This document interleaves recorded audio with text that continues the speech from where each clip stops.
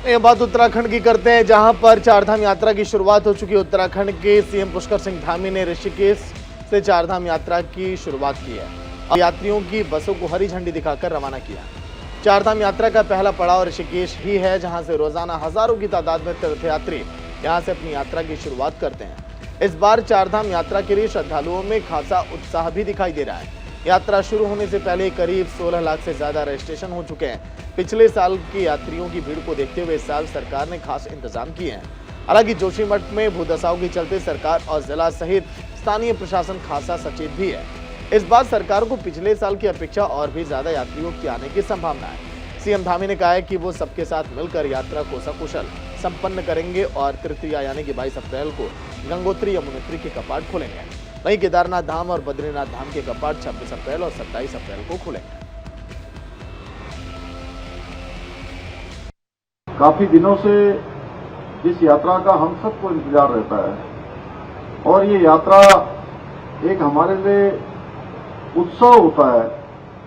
और जैसा मेरे से पहले बोलने वाले सभी वक्ताओं ने यात्रा के महत्व के बारे में और यात्रा उत्तराखंड के परिप्रेक्ष्य में आने वाले श्रद्धालु जहां वो अपनी श्रद्धा आस्था से देवभूमि में आगमन करते हैं, वही हमारे लिए इस यात्रा का बहुत बड़ा महत्व है। और इस यात्रा के कारण से हमारी आजीविका चलती है, रोजगार का साधन चलता है। तो मैं इस चारधाम यात्रा की शुभारंभ अवसर पर आप सभी को अपनी ओर से बहुत बधाई देता हूं, बहुत शुभकामनाएं देता हूं।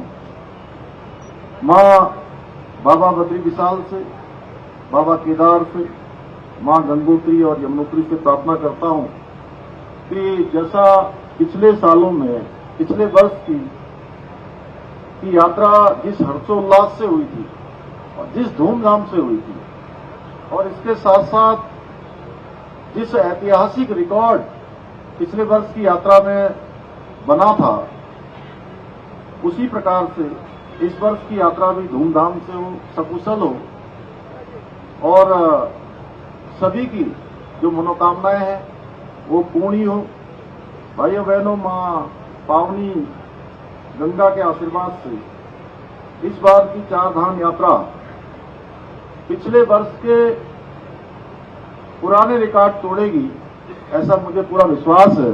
जिस प्रकार से लोगों का रजिस्ट्रेशन, जिस प्रकार से लोगों का आना, जिस प्रकार से लगातार हमारे जो पंजीकरण पोर्टल है, उस पोर्टल पर 16 लाख की संख्या अभी तक अंकित हो गई है।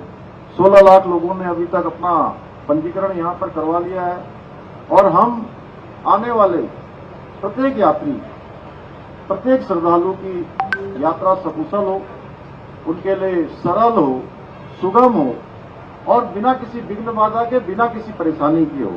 इसके लिए हम दृढ़ प्रतिज्ञ हैं और इसको लेकर इस बार हमने, क्योंकि चारधाम यात्रा जहां 2022 की संपन्न हुई, उस यात्रा के संपन्न होते ही हमने 2023 की यात्रा की तैयारियां प्रारंभ कर दी थी और इसकी तैयारियां मैंने स्वयं व्यक्तिगत रूप से लगातार बैठकों के माध्यम से, लगातार हर स्तर पर, जानकारी के स्तर पर और जितना भी हम अच्छा कर सकते हैं, जो पिछले सालों के अनुभव रहे हैं, जहां पर हमको कुछ और ज्यादा करने की आवश्यकता थी, उन सभी को ध्यान में रखते हुए यात्रा की तैयारियों को आगे बढ़ाया है।